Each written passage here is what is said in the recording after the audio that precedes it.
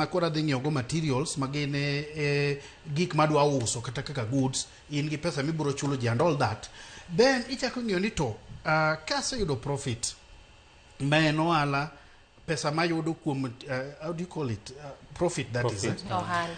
Koro kiseyudo ohala ni ewi ohala mitimo ni, therefore ing'iyo ni to ere kaka inyalo poge mondo mi oketa for expenses gi bende iwinjo.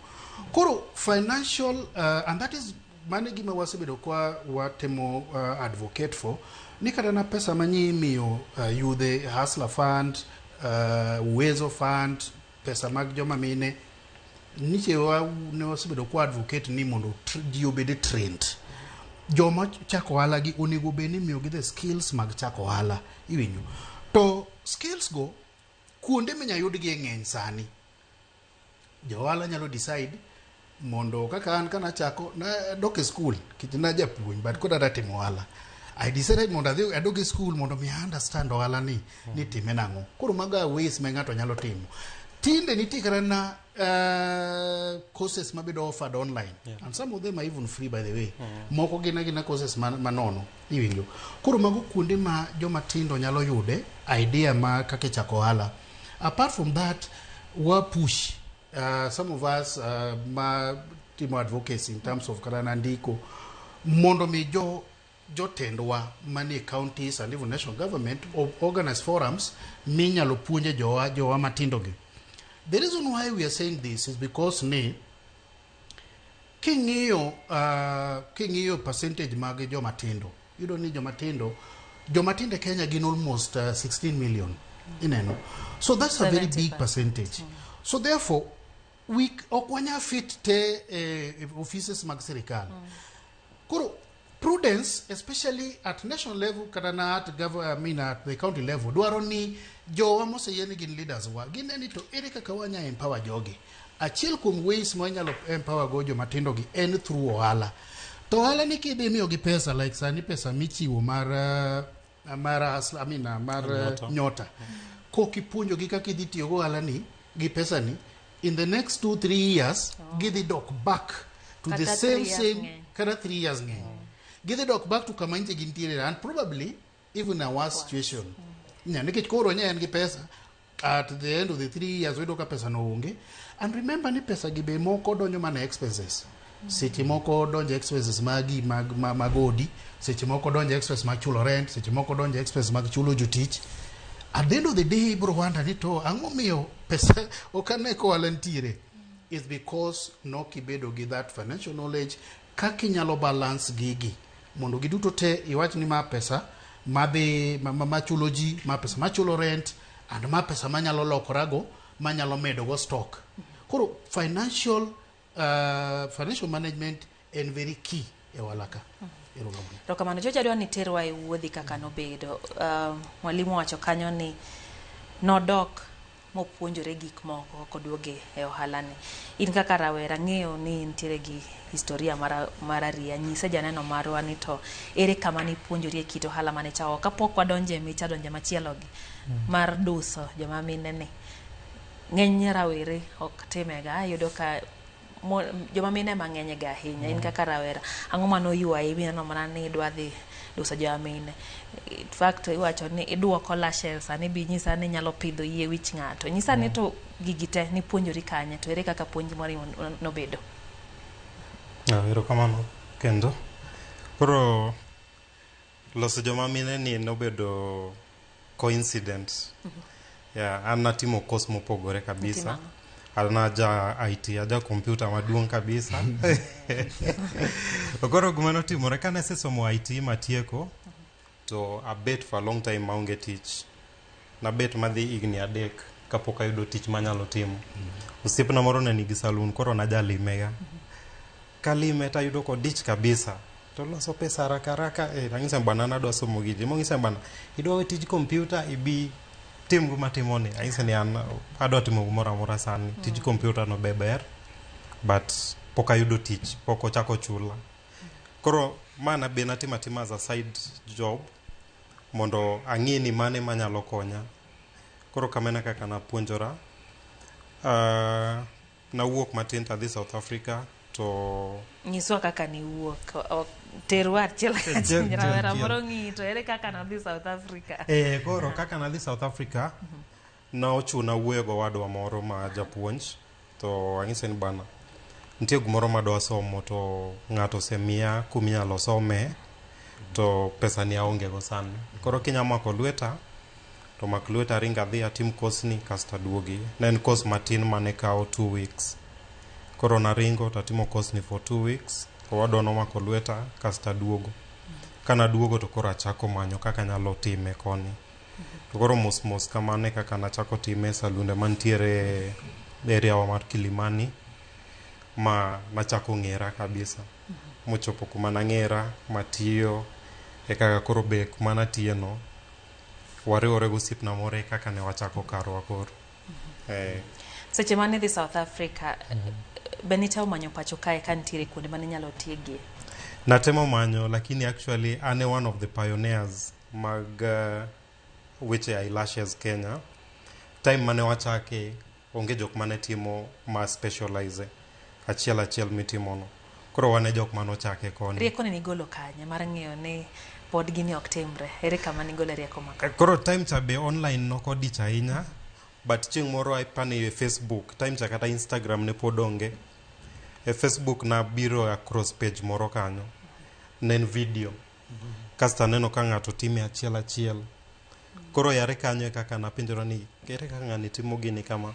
Then amanyo gi aoro ne gi message to gi respond.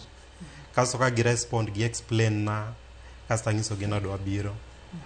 Kasto giro na quotation pesa monega bedgo kasta kaka najipanga madhi. Koro kiduogo te chako kende wacho ni uchako tiyo gi nyawadu moro. Koro kana duogo to nachako loso nyiri mosiepe gatu kata nyimine ga mantie around. Koro kana loso gi to ayudo reaction kuom joma moko wacho ni ng'ama loso ni gigo to ging'ise ni wadwa ni moloso. Koro kamane kaka naneno ni kar gini nyalo miya pesa. Koro adhi amanyo tich e saloon moro. Kamanyo tich kanyo to ng'iso gi ni an ang'e keto lashes miketa achiel. To thoth gi negi kia. Keto ni okinya timne ng'ato ka mondo wane ane gumiwacho no. Koro katimo ka jatenda no oneno interest no kasto embo dhi otimo research to yudo ni gini kare nyalo miyowa pesa ka. Kasto ndika tich kamano. Koro atiyo kanyo ma wa build clients ma wachako bedo modich. Ma puonjo joma moko around kanyo. Kasto kamane kaka na amako tijni maber. Ero kamana. Walimu winjo kawacho ni not loso ma ng'ato penj ni ng'amo loso ni.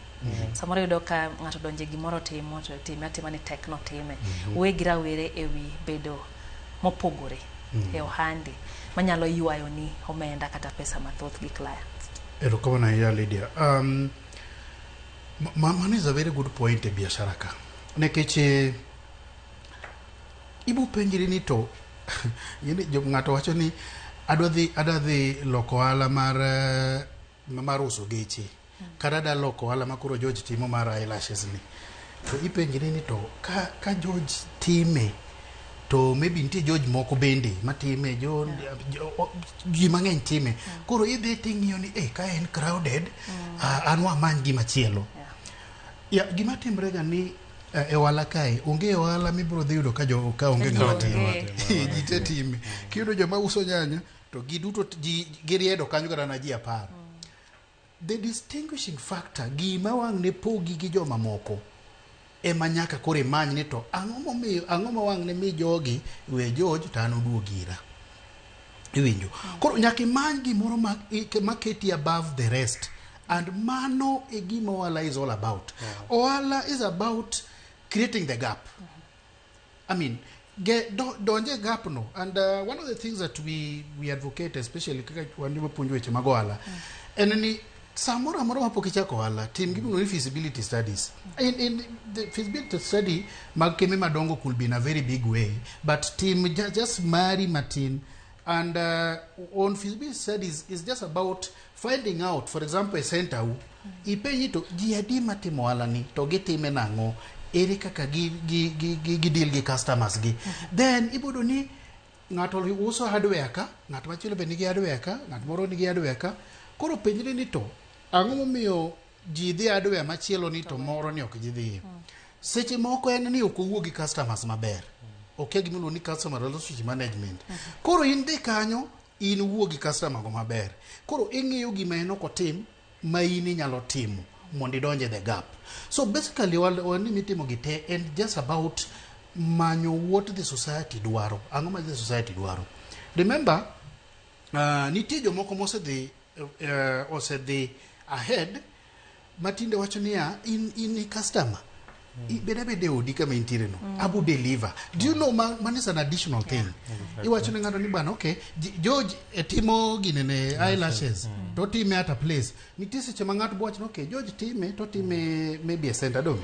Koro in ibiro tiwacho ne okay, in abu biro kama intiere no. Yeah, so that is an additional thing. Exactly. Iwinjo. Kaito ada wuoyo matin on mana gima George wacho no. And especially kaka youth jowa matindo nyalo seche moko ok inyalo yudo pesa midwa doge school kaka an ayude no donge to odwaro mondo timo ohala. Koro kiwinjo so jo chobu nyisi otimo yani gimiluongo ni on job learning. Teno bet kachacha to neno ka ng'acha timo ten bendo otimo bedo gi idea no to bedo gi interest mana kama ni wacho ni ng'ato jomoko timo nikech otimo ni tekno timo. Tell me what we are saying ni aketimo gimoro. There was a story my once was said ni there was somebody mane no yweyo street. Say no teach ne yweyo street. To no yweyo street no makata in gibiro to wacho ni ng'awo yweyo ka. Inyalo penjo ni to street ni ng'amo yweyo. To kine ka in ng'ama yweyo street to kelatese moko dong ti in rito mano penji ni to bwana ti ibu penjo ni to kwani ino kineno kalo ywe maler. Yeah, so when you are doing something gimoro amora mi kete pachi ni timo time gi pachi te iwinjo kaito sani e Kenya ka wan gi attachment donge joma jopuonj kaka wan wadhi gimiluongo ni teaching practice. Government tinde wuoyo on issues mana students they attachment kata apprenticeship donge. One of the things that I've seen, Masanen, especially nyithindo mawuok e colleges, TVETs, ok gimi gini preference. So yani get the attachment, kata teaching practice, kata apprenticeship just for the sake of it. And a good number of them bende kodhi to penjo ni to wang ne chula pesa die gini. Gimoko ng'eyo ni magi areas ma nyato nyalo lane the art kata na business kata gimi dwani mondo timno. A good number of people osechako biashara kaluore gi gima noneno ka ng'ato ne timo. Koro you perfect it. Itime moloyo kaka ng'acha ne time. Ineno. Kiwinjo ka ng'ani time, ting'iyo ni yando time nango, then ing'iyo gima ento kotima maber. Tidonje that. Mane kaka inyalo bedo gi idea mar ohala. Mwalimu wapachie wach ma rawere moko osebedo ka wacho kata oganda moko ma ok rawere ma no kimiyo rawere omenda mar nyota. Giwacho ni pesa ni dak ne kawe to los go kambi moro to ndiki rawere gi kar mondo we gine gidhi gi manyo ma gitimo samoro gionge gi lony e weche mag ohala. Ere pachie wach ni? Man en paro maber and ji osebedo ka wuoye mano. But you see, seche moko sirikal biro gi miluongo ni short term initiatives manyalo konyo gi yani gima makonyo mapiyo. Ka ng'ato hinyore kata na ndara nitie gima ikuongo itimo ni first aid. Koro kinyalo wacho ni we warite watero hospital nyaka itim ni first aid. Koro an e pacha aneno ka gik ma jotelo timo kaka Hustler Fund, whatever funds gin first aids. Ne shida ma is chronic in our country miluongo ni unemployment. Koro ng'ama reason ni pesa ni ugergo industry en bende okuwo marach nikech at the end of the day mondo mi wa create permanent employment kata wa create gima nyalo miyo jowa yudo gimiluongo ni sustainable employment en mondo mi wa ger infrastructure kaka industries wager ndechni ma ji nyalo timo go ohala and all that. But nitiere gima nyaka kuong tim and I hope no giti kode I mean kisiasa. Nginti si moko mitime kisiasa ni wa Luo youth ayod gi gona kora be alos go nyinga. But jatelo maber especially ka ko jatelo mar piny William Ruto sani. Kwa wuoyo weche mag Singapore, no wada the Singapore. Oburu wacho no wadhi kalo, wadhi kanan through Singapore. Jatelo maber kata jotelo maber onego bed gi omany a long lasting solution. a long-lasting solution. And when we talk about this long-lasting solution, yani los mondo mi kick government kende mo be ni nyalo chiwo tijegi, empower karana private sector, industries moko machakore matindo gi. I remember sometimes, if you give me a thulo, I remember sometimes back when kanejua kali sector ne chakore e Kenya ka. Because for a long time ne gik moko nwa yudo gik mabedo mana gik miyong mana oko. Jua kali sector no biro karana welding mine no timre gi chon ne gionge. This thing ni loso gi ne gionge. To how are we erika kawanyalo empower jogi mondo gi med wager industries. Kech magia basically industries ma chakore. Mokuongo wang'iew products gi. Well, let us empower them by buying their products. Dris mimeloso mag chumbego, dhoudi mag chumbego, kombe mag bepego. Kiki wach kawuono ni we are unemployment. Okidwa ng'iew kom kawuono tidhi ng'iyo kombe man China. Iwacho ni gin bedi. To molose karwa ka to kwadwa kaw. And we know today ni jowa bende nitie maloso gik moko mabeyo mabodwa nyaka. So if we give me wacho ni buy Kenya, build Kenya. That initiative ineno. Onego wang'iew gik wagi mondo mi wa empower jowa. Koro kwa empower the industries, especially the light industries mane private sector kaigi, wabiro they towards the industrialization mwawacho, because even the industrialization has to start from a point. Okonyal chakore from nowhere kamano. Mwalimu wacho gimoro lakini adhi duogo ir George kae. George no wacho ni wuoyo gi ji maber. Samoro tie wuoyo gi ji maber ka timako siep gi janyiewo. Kato samoro losa bochuli. To dhima kato mwenda ni no kichakine.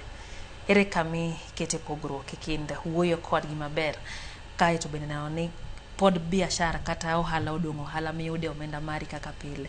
To kendo ok ni wuoyo kod gi maber makore keti nyalo loso negi nono kata iloso negi gowi to gowi ni ok dhi maduogi.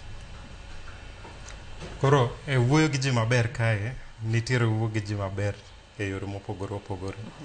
Lakini samoro amora miwuoyo gi jok manyiepo kuomi maber, nyaka make sure ni gi understand ni wuoyo maber in terms of business. Koro thothne kaka johala kuma wakose en ni ichako wuoyo maber, tiwuok e weche ohala, tichako wuoyo maber e yore mamoko mok mag ohala.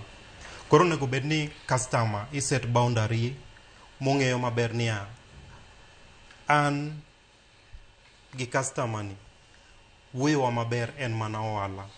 Koro nyaka igem gimiluongo ni boundary e business kae, to nyaka make it clear from day one ma customer obiro iri ni wanto wanosiepe lakini wanosiepe ohala. Gumora amora ma wawacho must be transactional. Nyaka watim biashara. Weche mag ni seche moko iolo ng'ato to okochulo ni, to seche moko be i ohala kae nyaka ikwan ga lal. Nitiere seche moko be customer inyalo trust ndalo mang'eny. Ma iole ga to chulo, iole to chuli, kaso chieng' moro ni iole maber to lal. Kendo do ka sano ko kiole mang'eny moloyo nikech ose build trust ni. Iyudo ni ma customer ni mosebiro iri kata higni 3. Koro wacho ni dong' obiro ga to amiye to ooro ga bang'e, kasto kamane kako lal. Koro seche moko e ohala kae be ntiere lal. But koro gima nyaka itim kaka jo ohala ni nyaka item matek minimize. Iduok percentage mar lal ni ping by all means mondo kik lal affect business ni. Nitiere kata natural calamities manyalo timore ohala kae milal. Kata kaka koro koth nyocho chwe matek ni, nitiere jo ohala manyocho ko lalo gik moko, to nyocho gipango lalo gik moko. Koro gima nyaka ing'e en boundary e ohala kae. Ni kata nyaminwa ong'eyo ni sama dhiro wadwa ni loso gik madwa dhi loso gi, to en tie ohala. Ochulo ot, en gi jotich mochulo, en gi gik monyiewo. Koro embe nyaka ong'e ni en owadwa lakini en e tich. Nyaka dhi machul X amount of money mondo embe ohala nani kik gore piny. Koro jo ohala ng'e maber, relationship ber, bedo osiep gi jok manyiepo iri ber, lakini ng'is gi ng'e chon ni osiep ma wan go ni en osiep mar ohala. Exactly. Mwalimu eno bende weche motenre kod keto omenda investors yuwayo ng'ama nyalo kawo omenda mare mobed kod gi momiyi monyisi ni ma to kore tim godo ohala. Biparo ni nitiere thuolo ma kamage Kenya kae ma ng'ato nyalo dhi timo tije moro makare moywa jaket omenda moro mabi mane ni okawo omenda ne okete ohala ni nikech oneno kotiyo tich makare. Opportunities go nitiere, but problem matimre ni gionge piny yani kuom joma ni piny koni Grassroots. Joma especially kuom jowa matindo. But gin opportunities ma pod jowa nyalo explore by the way, and it is good ikelo that point nekech ingeni nitiere some thresholds moketi especially ka idwa invite joma moko mondo donje ohandi ni nekech nitiere different forms mag ohala.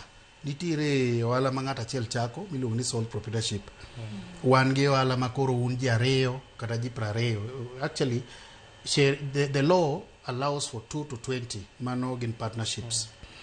And in the partnership there's also another clause mawacho ni ka in partnership, especially the law firms to gi doctors gino yiene gi dhi nyaka 50 ineno kato wan gendo gi companies ineno koro kaka kembe teneni the moment ma allow kata idwaro jomoko mondo bio invest e ohandi ni koro idwa ya ohandi ni mondo bed kaka kambi mamago opportunities makata na joma tindo gi nego. But the problem manitiere en ni ingeni ko wachni government wachni wadhi mondo miwa the IPO mar Kenya Pipeline Kenya whatever. Ingeni one of the first things wajako wangini to ere kaka an sure ni Kenya Pipeline ni buro bet for some times ineno ma pesa na cha kolal wawuoyo ngiewo shares because basically gimi page na how do you buy share e kambina mondo indi beda shareholder kambina no do koro kapok angiewo share kambini ni ingine nyaki yeshua ni pesa nani ok dhi lal.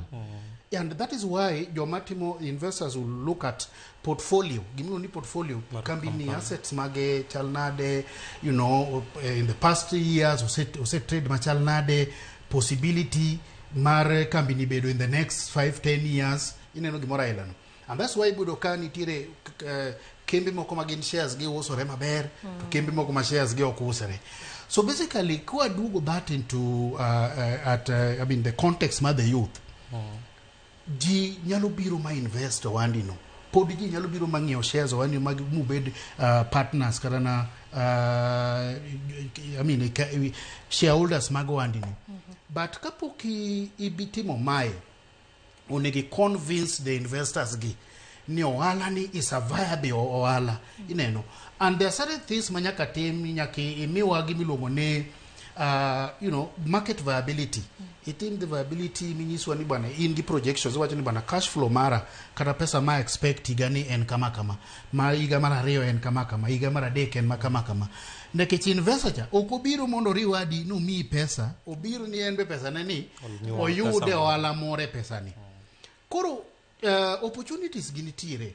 But one kaka jomatindo kata jomatindo nyaka bedi in a way that one you change the structure mar ohandi ni okobedi giri ni en mara koro idhi kata chaka reserve of companies ichange obedo ohala ma jomoko yani obedo kambi kose bedo kambi declare shares ni shares magi budo kata kai wacho ni 40% gin maga the rest adwa ni jomoko beauty mangoa o invest in koro gibiro to giketo pesa nino opportunity no is there and mage gik mwasebedo kwa push kata ka wanyiso jowa matindo nekech kingiyo kata na setup marwa especially kore Luoland we believe in wadana time kendwa sani warumo gi George ka okonyisa ni bwana invest ohanda ni mondo mi koro with proper structures ineno one gi gimilong ni memorandum of understanding articles of associations those documents were what they to assign wawinjore ni bwana pesa ni ko wuok ere kaka wapoge ineno. And these are legally binding documents ma once ni wasede mo assign gajecha we wanyalo manarano wala ni together. And I think money is an idea ma wanyalo nyiso joma tindo ni kiyudo jou moko ji ariyo moko adek munyalo riworigo to chaki the better. Jo nyisowa ni to nyaka sani in bende iseloso thuolo mar investors kata joket mwandu biro keto mwandu e ohandi koso politim atima kendo. Actually bende wach mowacho ni kikiket biashara bed ni ohala bed ni inego. Actually jok mutiyo owacho adier ndalo masetimo ohala gi ng'eny higni 10 gi wiye to nyocha fwenyo gimoro king'iyo history mag kambi madongo gi te ok en mar ng'at achiel. Iyudo ni kambi mineno achiel maduong'no nigi directors kata 10. Koro nalan gimoro achiel. Nitiere level ma ohala ni kochope to kinyatime kendi. Nitie ibo yudo ni ohala ni chake ka capital mani chako go ne 10,000 to chopo kuma ohala ni osedongore ma ochopo kata 5 million. Kasi yudo ka capacity ni imbe mar financial management 5 million ni chako oingi.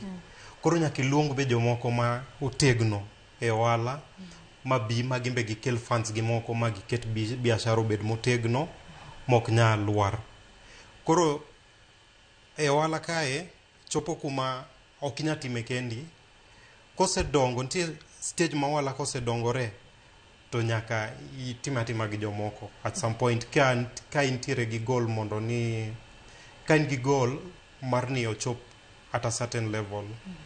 Koro actually recently one of my companies ohala na machielo mar uso spare parts ni nyocha kachake gi pesa na osiepna moro ni America nyocha dhi ta register kaka limited company ta miye proposal lakini bana an gi idea moro ka adwa na us spare parts mag pikipiki to aseneno loopholes nitie ka anyalo loso pesa lakini sani taonge capital madwa keto ka nitie biashara moko matimo ma already engage pesa na to abet ping ma ong'iyo proposal nani kasto ng'iyo possibility mar loso pesa to dongo keta pesa kamano. Ere gimomiyo nogeno kuomi kamano? Nitiere jok ma samoro nyalo oro proposal ma gol pesa kiduogo ng'iyo biashara tiyudo kata kama chalo gimitime biashara onge. Koro gimomiyo ng'ani nogeno kuoma asebedo ohala. To gumanyo chafwenyo ohala kae as a young person be keep records. Ji mang'eny vijende kata mang'eny matimo ohala onge records. Iyudo ni ng'ato penjo ni bwana ohala ni ilose ga pesa di to inyang'ise na loso 200,000 kata aloso 10,000 to penjo ni ere proof ni loso 10,000. Ji mang'eny matimo ohala matindo gi o believe ni gionge kata statement ni in ko inyiewo gimoro ma siling 10 ichuli direct. Koro guma nyocho miyo ng'ani miya pesa mar timo ohala ni ne an gi clear records of my other businesses matimo. Anyise ni mayo ohala masetimo for 10 years to an gi proof kaka sebedo ka loso pesa ta wuodho ne statement mag 1 year ong'iyo 1 year kamae oneno kaka payments gate timore the right channel, profits gate timore maber, an gi clear records of what I've been doing for the past 10 years mantie simba ka sani. Koro ki an kaka jawala sani kata kijana moro kolunga ni bwana George adwa chako uso omena na moro kae to mama wanyocho bedo ka uso kata neno kaka loso pesa. Gumadhi penje ni adwa neno kaka mama uloso pesa. Koro kokinya ng'isa kaka mama uloso pesa ni ng'isa ni aduka ne cha neno kaka mini opongo godhiambo okanya nyiewo mano kaka jawala. Adwaro neno facts nikech biashara in facts. Adwa neno ni mama uni warogo omena mar siling 100 taneno ka oloso 1,000 kuom omena mar siling 1,000 oloso go 10,000. Koro adwa neno clear records kaka ichulo ga mama u kako collect pesa kako doko wero. Mane momiyo ng'ani nyocho trust nikech I have clear records of how I'm doing business. Koro ji mang'eny okawaka ohala ni inyiepo ti uso to life dhi mbele. If you don't have records ohala ni nok nya grow. Obo sika kanyo to be onge ng'at ma potential manyalo biro mami pesa kata ma riure kodi e timo ohala ni no. Koro record keeping is one of the things manyocho miyo yudo na pesa sani yot kumora mora kata bank kata anywhere nikech I have clear statements. Koro nyaki bede yo wala ka nyaki ng'e ni pesa ni I receive pesa nade to ere kaka disperse be funds ga moro amora mayude business. Kae to mwalimu pod giwacho ni jaluo kia ohala, paro maleo kama pod ng'ama wacho ni jaluo kia ohala, mano ng'ama riambo. Odhi wach mana ng'eni wadhi wuoyo mbele, kata kamano nikech osetuome wachake nikech ang'eni ang' wadhi yueyo matin. Kata kamano wuoyo wach record keeping, keto buge maler, ranyisi makare mar kaka ohandi dhi. Ere kaka rawera nyana ni oketo buge ne makare, pono ni oonge kod ng'eyo bende samoro okiani records go to ginango. Ong'isa ni to dir mano no ni ng'ani keep records mage. Nyiswa for starters ng'ama koka chako. Ito record ginango tere kaka winjo bed ni iloso. Tere ber keto gi mondo mi ohandi obed kod kaka itiyo kata records mage. Point mokelo no point maber ahinya. Ohala kae the game changer kata gima pogo jo ohala en record keeping ka. Now ohala nitiere transactions matimore e ohala kae. And especially ka kore chako deal gi kata na government kata other private sector, to ibiro yudo ka ing'ene chon kane wachako ohala Kenya ka. Ni nyalo chuli chula makarana invoice onge. Ni chula makara delivery note onge. Ni chula makarana gima nyiso ni ne utimo ohala gi ng'ani onge. Koro tinde sirikal oloso sheria manyiso ni sama nikech mibadhi osedhi obede ohala mang'eny. Ma seche moko karana kiko wacho ni na deliver karana office chairs. Seche moko dhi penjo office chairs go ere gi onge iwinjo. Koro record ni en mar sirikal to en mari kaka johala bende. Tende ni kichako ohala ibro bedo gi sama mokwongo ohala ni nyaka register. Ing'eni nyaka bed gi registration mare donge nyaka sirikal yange ni ma ng'ane timo ohala kama. Koro first of all ibro bedo gi those requirements, what we call the legal requirements go. In gi PIN, in gi registration certificate, in gi KRA, in gi license mar business operations magi. Koro magi are the first records. Nikech kuonde moko mibro dhiye karana opportunities ma koro wacho ni kata ni agpo. Opportunities mag accessing government nigi. Ibro penji ni to ere registration certificate gi. Ere tax compliance certificate mari, ere trading license ni. Koro mago are the first records. Then the second record en ni sama itimo ohala ni ibiro miyo ng'ato invoice donge ni kech mae gimi dhi chuli go. Imiye invoice, imiye delivery note, gigi duto te nyaka ibed gi mari moro modong' piny kacha cha waluongo ni counterfoil donge. Koro sama miye tamba donge mara madongo ni akano ayaw file mare. Koro an gi files mag invoices, an gi files mag delivery notes, an gi files mag everything mago fugine records mokwongo. Then record mar ariyo en kaka transact. Na yudo pesa makama awero gi makama modong' en makama. So you have nyaka record mago te. Koro kidhi wero and nitie kamoro be seche moko lal ne ga johala iwero titiyo kata gi transport. Koro mago lu ni carriage. This carriage inwards, carriage outwards. Carriage outwards seche moko inyiso customer ni in customer irritate gi kari mar tich akelo nigi. And you see kelo nigi at cost. Kata di bed ni gi ne pick up ni donge dhi ole fuel. Koro record mago te mondo mi at the end of the day, at the end of the financial year, iwacho ni magi expenses ga wale nachao gi pesa makama magi expenses, magi liabilities, magi assets. Koro records kidugo financial records mago wala ni will then categorize them. Iwinjo as assets, liability, capital, expenses. Iwinjo idhi ng'iewo sufuria ida chako hotel, mano is an asset. Nyaki record mi ndik bet sufuria no ineno. Ing'iewo kom, ing'iewo mesa, ing'iewo kata ka ja IT, ing'iewo laptops mago gin assets. Sama I spend in terms of transport, in terms of seche moko be discount imiyo ng'ato. Gin mago gin expenses te iketo gi kaka expense. Liability ng'ati miyo gowi ok ochulo. Ibedo gi ndiko mago as part of liabilities. Koro gigi duto te kise record gi te inyalo in accounts wan gi gik miluongo ni incomplete records tene ni record mana iwacho ni chabla sketch itimo ma sketching especially sama pod ichako beda gi buka koro bugani to indika mana kaka ineno awache ni indika ni amiyo nyango gowi pok oduogona koro chieng' moro ka koro ohala ni osedongore michope level inyalo manyo jolony mondo olos ni buge gigi koro biro kawo gigi to keto nigi ang'o but we believe ni sani ji dhi school I mean at basic level form for donge you can write so oken gima nyaka imany ne ng'ato especially sami chako inyalo ndika then nyaka ibed discipline in terms of folders ka we can still do pod one gi folders moko ming'io 50 bob then just keep the gine ka iluongo nang'o invoices go delivery notes ohanda manachako 2007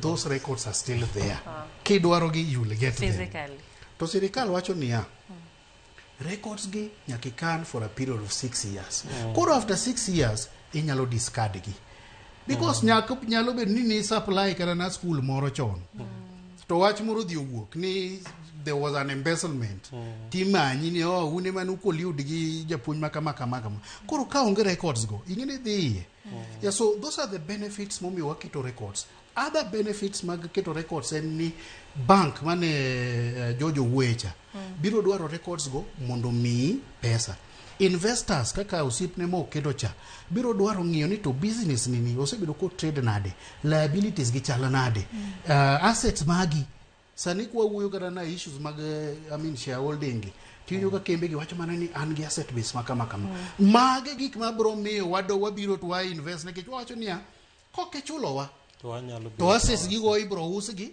timiyo wa pesa wa back but kionge gi asset base malong'o to security onge marwa mar mondo wami pesa wacha kamano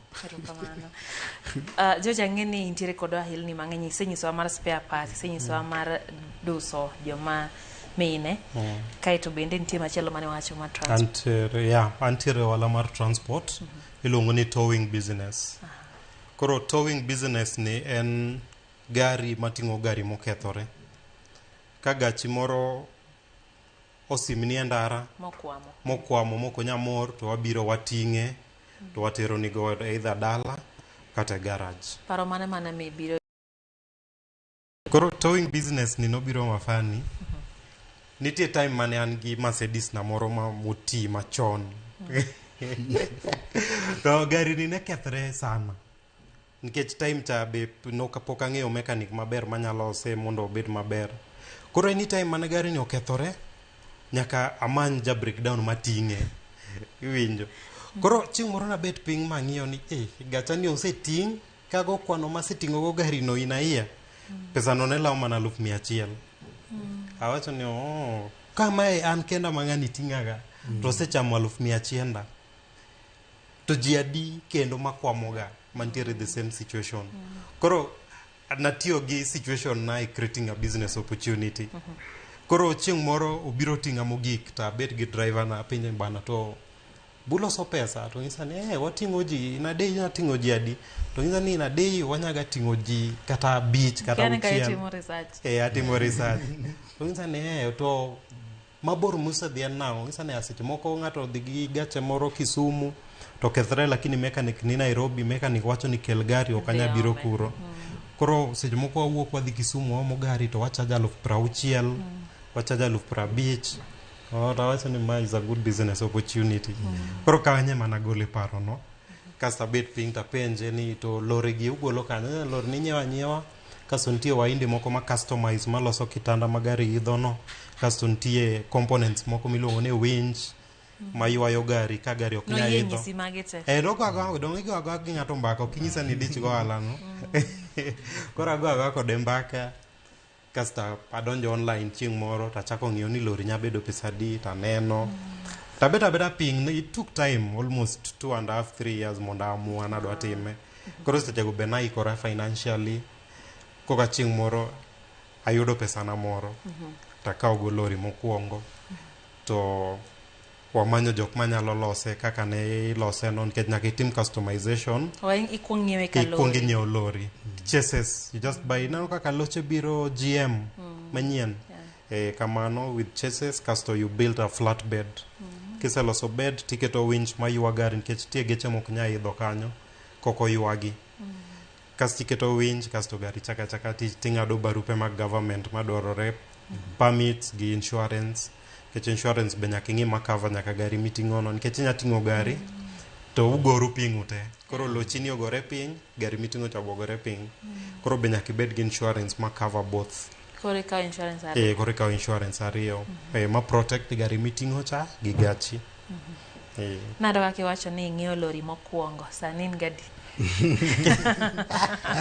Gin abich. Sani gin abich. Karo irin jawala dier, kaero ng'wech midhigono. Wakwayo ni hawi maber, George, en twak mapod wadhigo mbele nyakwarom ga joma okawo yo matin kende, nasingo bende kawo pachi. Neno ka Peter Osir wacho ni that's a good motivation. Neno ka mbaka makamano omiye mijing'. Oyo matin nyakwarom ga jwang' chendo en siwinde mar ohala. Medgo kodwa mbaka line mar ote machoke na 3 anono wantie live Facebook Ramogi TV KE mbui mar X kachiel gi Ramogi TV Kenya mbui mar YouTube. Duto warwake pache chendo ni mar siwinde mar ohala. Kikidhi mabor.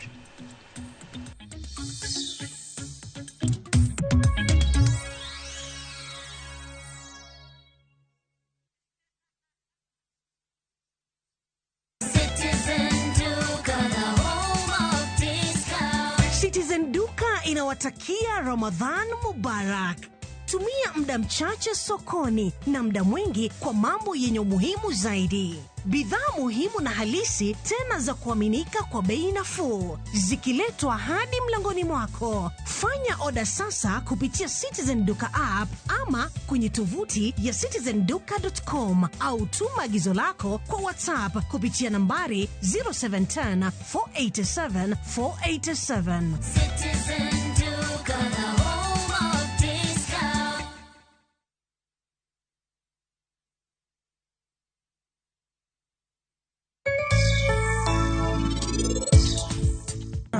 Kore nangu maparo, anang'eyo maber joda mara jibo ok nyal duoge ngimana, to bende ok onyal bedo mara. To kore nangu momiyo an pod akete pacha.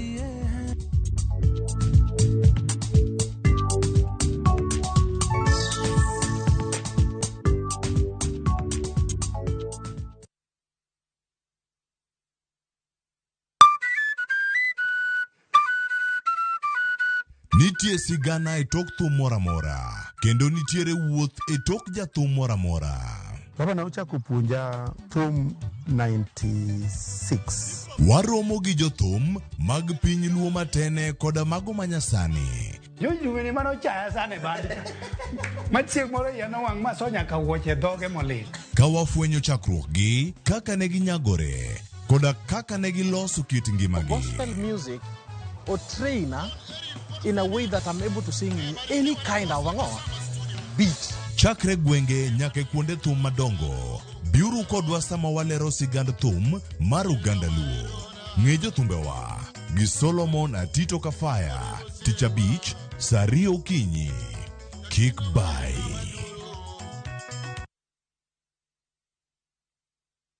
Sikasumbuka kwa kuwa Mungu ananitunza daima, anachukua mizigo yangu nyakati zote za mwendo.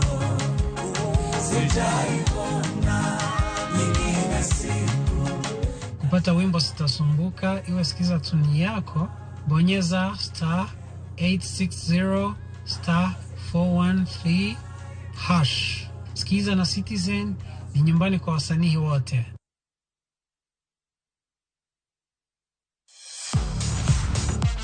Ne thuolo mar yudo weche tuke duto nyaka mopondo. Mbaka makende mag jotugo kendo mag jomolony weche tuke. Can you believe it? Magite yudore chenro mar pau tuke. The 4.84 kilometers. Nonro matut kod gigo matimre manyien mag tuke duto mawuok e piny mangima. Tudri kodwa ngeso ka ngeso Ramogi TV. Kochakore saa 8 odiechieng' ka wami gik motimore pau tuke.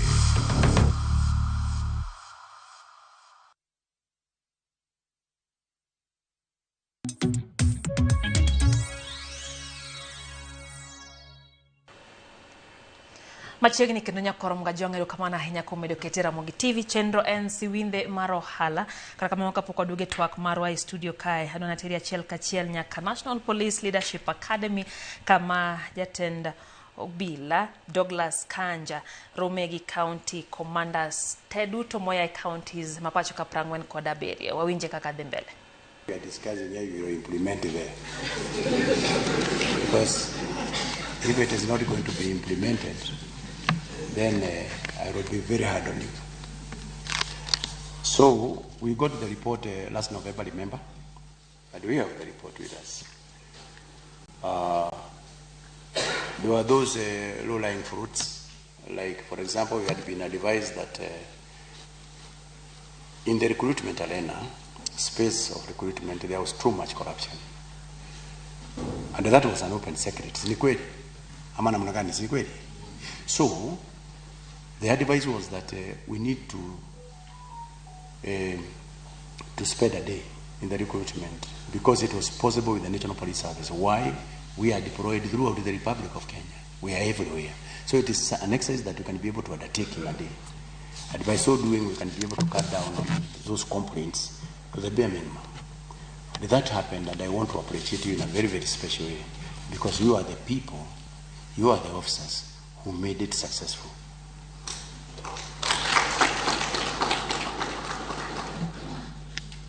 I have gotten very many letters of commendation, of a job well done. You recruited 10,000 police officers in a day. They are all in the various training colleges, and I think we are now on our 18th week of training, or 17th week, and we are doing well. So you did well, and I am sure if we succeeded on that one, we can even be able to succeed on the other areas that we are not doing very well. So right now we have the report. Last week I was here with the senior leadership, that is the regional police commanders, the formation police commanders, at that strategic level so that we can also be able to have a dialogue on how we are going to implement the recommendations and the advice that were provided for by the EACC. And it was very, very clear. It is something that is doable. And the same is going to happen with you. Next week, we will be having another team that is going to Naivasha so that together with the EACC, they can now be able to unpackage. Yeah? There are those that you can be able to implement immediately. There are those that requires a medium term in terms of implementation, and there are others that requires long term. So that is exactly what that team is going to do down there. And then later, then packaged report. You can now be able to get it because you are the people who are actually going to see to it that it is fully implemented. And by so doing, we will have revolutionized the service in a manner that you will never ever believe. In line with that, remember in our strategic plan 2023-27, digitization of policing services is also another critical area, and that is ongoing. And once all those issues are covered, including the instant traffic fines and many other areas that we are looking at, definitely National Police Service will no longer be number one in that arena when it comes to matters of corruption. Some others will take over that 30%. Mano kanyo en jatend obila ogai mar obila Douglas Kanja kamoro Megi County Commanders moya e counties duto 40 kod 7 mapacho kanya kworo Mgajwang gintiere National Police Leadership Academy en twak mang walunu machiegni ahinya kata kamano waduoge studio kae ne twak marwa mar siwinde mar ohala kapok nwakawo yweyo ne George Osir mabende en jao hala masani yang naluonga ne jao hala mararia osego nombaka kaka osechako yao bedene kada kamano mwalimu adwa ni nyiswa ne kotendre kod yao ohandi ango gin monje bed ni ng'iyo to kito hala mag monje bed ni chako kidwa yaro badi mondo mi ohandi odong kali timo helni mamoko angeni ntiere kaka helni moko ngato nyawacho ni donjore gi jowetegi moko bende samoro nyalo goi dosla bedo na erokamano ahinya ohala ka idwa yawo mana kaka nwasewacho ni nyaka ibed gi idea mar ohala midwa yawo ni. And mostly ondi mang'eny mibro yudo ka iyawo to pick up piyo. Gin ohala ma ng'ato kawo time ne koparo, bedo piny oparo, to ng'iyo gap kata na fuok mantiere kuom joma time. Nitie joma moko bende machako ohandli manyien ma probably ng'ato pok notimo. A number of them nitiere ma ng'ato chaka ma eno chaka to koro ka jomoko luwo bang'e. Koro ohala generally chakre from ni ichako from ni magi are the needs, gik ma ji dwaro. To gik ma ji dwaro gi nitiere jok ma time to gitime e yo monego bed ni gitime. But ohala ni the moment ma obro dongore, paro nyalo bedo ni koro tadwa na yawo bed maduong'. Iwinjo. Koro yawo ohala mondo bed maduong' is a very good idea. But remember ni seche mi yawo bedo maduong' ni be ma risks mane ohala bende bedo mang'eny. Ineno. Koro tiende ni ibro dwaro ndiko ji mang'eny, expenses bro dhi malo, ineno gik moko ailago. Therefore, sama iyawo ohala, especially kidwa expand ohala mari, what we call kidwa diversify, ti nyaka ing'ini ti idwa diversify. Nitiere ohala ma luwore gi ohandi ni, yano chal go ohandi. For example, inyalo chako kiosk moro, tiwacho ni kiosk nani tadwa ni obede restaurant. Kuri ng'ini kidwa keko koro iwacho ni iya hotel to kendo idwa yawo hardware. Dong ne ka ok gin ohalni ma yani ok giwinjre. But inyalo yawo hotel, an hotel kibanda, let me call it kibanda. But kibanda ni nyalo evolve moching moro bedo hotel, where it provide chiemo, it provide accommodation, it provide that. Ingini mano expand, but within the line midile no. Ineno. But ndiye expansion moro mi wacho I diversify. Actually the word is diversification. I diversify, but I diversify outside the line of gimiti money. Money is a bit risky. And you need to tell you Toka yinigi management maber. Okay. Management depends on in won the idea. Inyalo bedo ni in gi ji ma manage ohala ni. Ohala ni mostly nitiere level ma ohala chopo ma onyalo bedo manage kata kionge. You see in gi set of people ma manage and you keep track. Ing'iyo ni to ang'o matimore ohanda ni. But kuom ng'ama ka ohala ni pod tin, let's say ondi magigni 5, 6, 7 kae mago endi mok inyalo wacho ni ogurore. Neno. So therefore at that point okonegi diversify koken in line give gimitimo ni nekech your attention bro bedo divided. Your attention bro bedo divided. Kid manage hardware, manage hotel, there are two different things. But ka in one line so that let me say manage hotel te yao tourism farm. Ngini gin gik ma kuri nyawacho ni bana tourist ma atero ka abnyalo duogi otenda podi. Ngini gin gik ma luore line achiel. Gitenore. Therefore, diversification a business to bear. But gimotemo nyiso jo ohala ma diversify ni diversify in line gi gimitimo no. It is easier to manage than kidhi align. Nikichi ohalni gi duto te nigi challenges gi and gin gi risk gi. Some of the risks are not gin similar e ohalni machielo. Ja hotel bunyisi risk ge. Otedo chiemo o expect ni mae gimo nego yudi ok oyudo. It is difficult. I mean, opogore gi ng'ama run hardware kata gi ng'ama run transport business. That is why what we are saying ni expansion to bear, but expand within the line mid-trade no.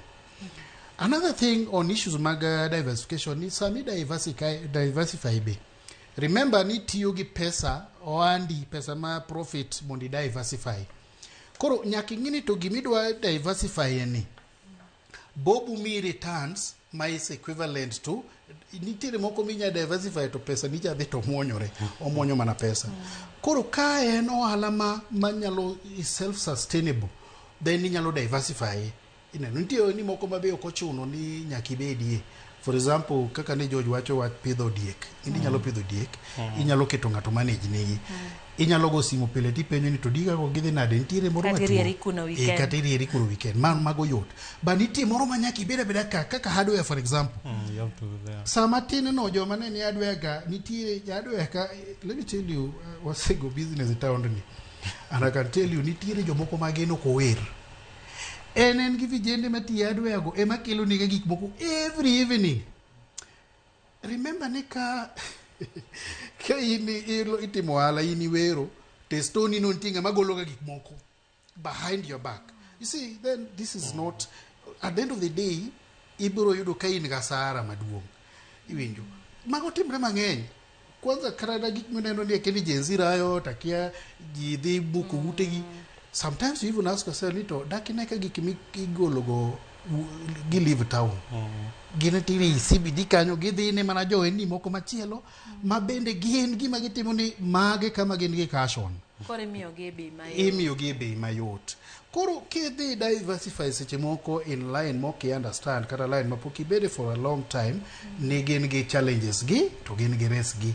Nitie gimoro mabro lal kanyo en gimo matin to pesa ne ni malo. Nitiere stock ma inwo gi wacho gania 20% mar stock. Nitie gik moko kanyo ma gin gi tin to gin ma gin gi the highest value. Koro ng'ato pike mana matin ni to tieki.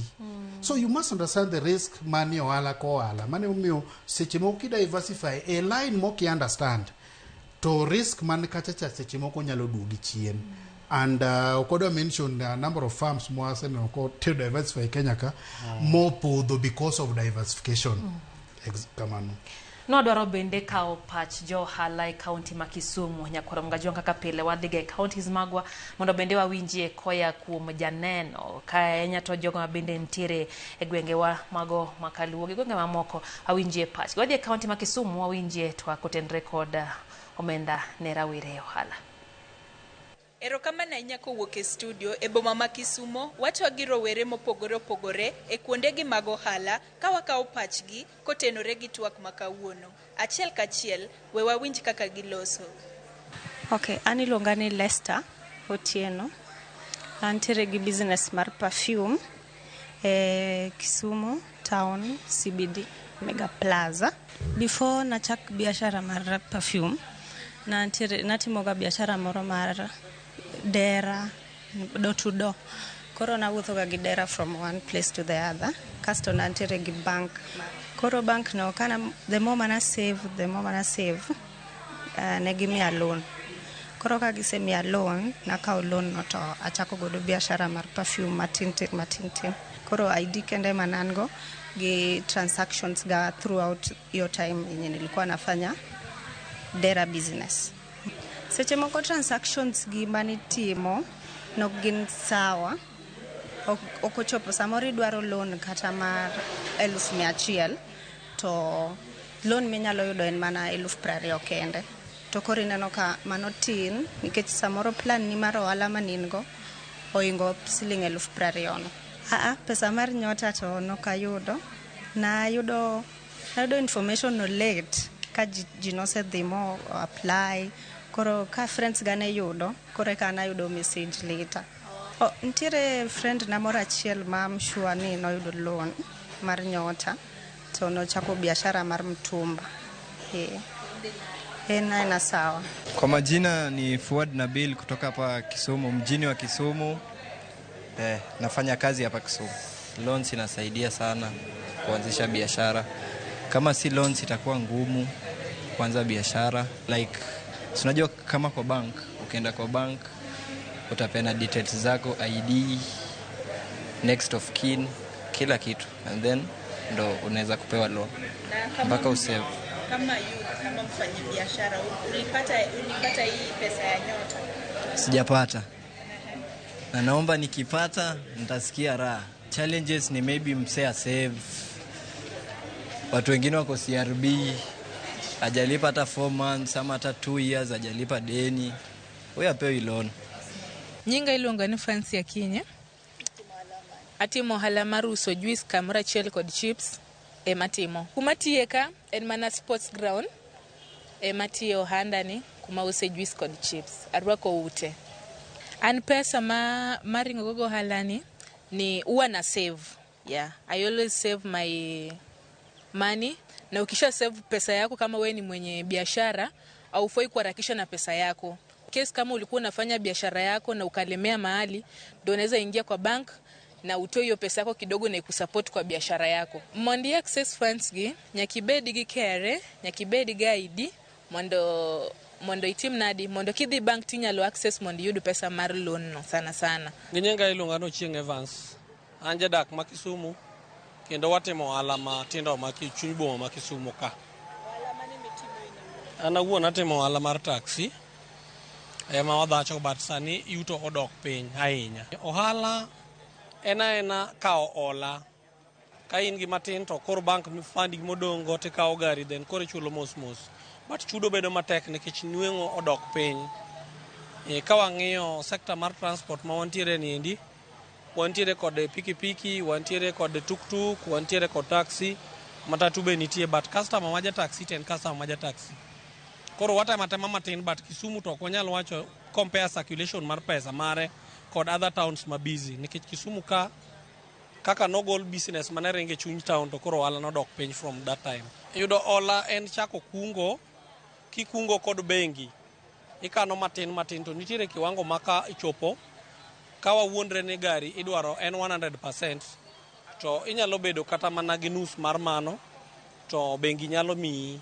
Chon wan kaka oganda nagi chon ne jogi ong'eyo ni wan joma jora maka nomiwa hola, to ne wakawo to wadonjo go mana e weche mag wakeini. Sani mano onge, joluo sani oseng'eyo ohala, wanyalo timo ohala, gima wanyalo ywago en mana capital ema ng'ato nyalo ywago. Mana kamano e kaka moko kuom rowere e boma ma Kisumo loso kotenore gi twak ma kawuono. Ko kamano taduoko ni e studio. Ko e boma ma Kisumu, an Caroline Atieno. Erokamano ahinya Caroline Atieno, achiel kachiel koa e kaunti ma Kisumu. Waneno nyan mauso chips, waneno bende nyan mauso perfume. Ahero kaka nochako gi dera kowuotho go to sani en gi kare ma bende koro use perfume. Bende rawera mawacho ni en pok oyudo nyota, to kata kamano koyudo to nyalo mor. Kae to bende waduogo e chuny town kama oyude ja taxi mawacho ni chon ne ji kawo muda donjo go ka wakini ok rach. Kata kamano pogone wakini matin mok rach aya. Osira duogiri e ohandi ni te isekawo loan? Loan pok akawo. Nidhi maber. Loan pok akawo. Lakini kayudo loan tanya timo gik madongo, lakini for now pok akawo loan. Ere ang'o ma osemoni kawo loan kosi luoro kik pay? Gimomiyo pok akawo loan en ga ni aikora nega ohala madwa timo. Koro ok arikni ga mondo achako ohala. Ka paro biro na tajipanga ng'iyana ni pesa di manyalo dwaro mar chako ohala ni, to nyalo kawo how long mondo abed ready mondo achaki. Nikech mostly ideas mabedo gago ok gin ga emergency business ideas. Atake ga time na atimo ga research moromo, aiko pesa mos. Koro kata save mana for 3 years, a save to aonge pressure. Kochopo sama dwa chako no to achaka. To kama naduogiri mwalimu kotenre kod weche mag loan. Winjo ka ntiere nyan mane uso perfume, wacho ni no save kae to dhi, to pesa ne mo save cha joko dhi omiye, jo bengi odhi omiye loan. Wuoye wach loan ni, nitie loan ma samoro kaore to duoko bedo matek. Samoro bi kawo loan to kaka piny dhi, weche ma tucho jobed mang'eny, okitimo kode gimidwaro cha. We kodwa wi discipline mar kawo loan, kaita ng'oge ni mwinjo bed ni timo. Kidwa kawo loan, kata kise kawe, to winjo bed ni tao chendo magi mana e yo mane, mondo mine ni loan ni okonyi, kendo omedo dongo handi. Erokamano ahinya Lydia. Gima nyalo chako wacho ni loan nyaka wakaw. Kendo ohala nitiere point machopo manyaka ng'ikawe loan no. Koro mostly king'iyo ohendni madongo ma minyalo sample kata na e Kenya ka, wegi no kawo loan at some point. Nekichi ohala mana kaka nwa wacho ni kikirit mondo iyudi pesa mang'eny mondo kidhi chako ohala, inyalo chake gi matin ma in gono. But ka wawuoyo expansions moko mani nene wawuoye ka, wegi no kawo loan at some point. Nekichi ohala mana kaka nwa wacho ni kikirit mondo iyudi pesa mang'eny mondo kidhi chako ohala, inyalo chake gi matin ma in gono. But ka wawuoyo expansions moko mani nene wawuoye ka, wegi no kawo loan at some point. to dhi dwarore ni ibro dwaro some additional, ibro dwaro pesa moro ma mondo imi itim go that expansion. Nekech gima duong' e ohala kae en ni customers gi jomi uso ne gin chal nade. Koro seche michako ohala ibro yudo ka customer base mari ni piny. To kaka imedo network, imedo ng'eri gi ji, ohala ni dhi attract demand man malo. Koro demand ni ema ikawo ne loan mondo mi customers gi ka obed ni nyalo yudo giki gi e seche mowinjore. But nitiere jomoko ma kawa loan, and today budo ka banks, commercial banks ma wan go mang'eny nigi jomilo ni sales people magin gi wuotho gibiro penyi to bana idwaro loan. Koro ng'ani biro kawo loan, ti johala ma kawo loan to owuon nokochano, ok obedo gi chino mar ni odwaro loan ni to odwa time nade. En obira yani sales ka jo bank ka obiro to nyisi ni by the way tangane bank account ni kelo wang'ia ne kako ringo aya in qualify ne loan. Koro ing'eni dhi e loan ni ma ok ing'eyo ni to ang'o momiyo adonje loan. But loan onego bed ni ikawe, and that is what gimwasetemo wacho kata na loan minene serikandwa kawo ni. Ikawo loan ni datimo gang'o. You see, that's the first thing onego bed ni ng'eyo. Then ing'eyo ni to loan madwa kawo ni, project madwa kete ni bobro duogo na pesa cha. And let me give you an example. Let me use this opportunity. I give you an example of SGR, for example. SGR deno chopo Malaba do miyo serikal pesa moloyo kama entie sani. Basically SGR mwati yuko gani utiyo titiji transportation. Mano okoyudi the investment okoyudi pesa muli ubeno yudo cha. Today makoro waketo ni onyalo tingo goods, onyalo tingo passengers, to bende o connect wa between us and other, our bordering countries, do miyo wa more money moloyo gi momiyo wa sani. Mwandu nyaya gagota Uganda. Exactly, nyadhi nyaka Uganda, ineno. Koro nyaka wa maximize gini, wang'eyo ni to pesa mwaketo in this investment vis-a-vis pesa moduogo nwa. Koro magi kwan ma jaohala nyaka goni to irada dhi kawo loan. Remember ni loan nigi interest manyaka ichulego. Ja bank king'iyo profits seche ma jo banks gi announce their profits. Gini chik keto ni nyaka gi nyiswa ne giloso profit marom nade higa ka higa. Agine check ga those statements tingiga ni ang'ma miyo bank pesa en interest war loans. Koro man koro gen ka gibiro ginyisi ni bana kawo loan, gain interest gen mondo mi gitimo ohala kodi.